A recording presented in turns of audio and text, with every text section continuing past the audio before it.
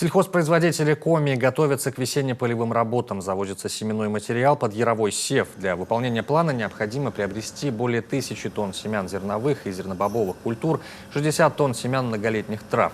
Весенне-полевые работы запланировано провести на площади более 32 тысяч гектаров. Организации и фермерские хозяйства потратят на это порядка 125 миллионов рублей.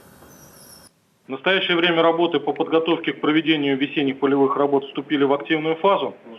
Сельхозтоваропроизводители по заключенным ранее договорам завозят семена для проведения ярового сева, завозят минеральные удобрения, планируют приобретение средств химической защиты растений.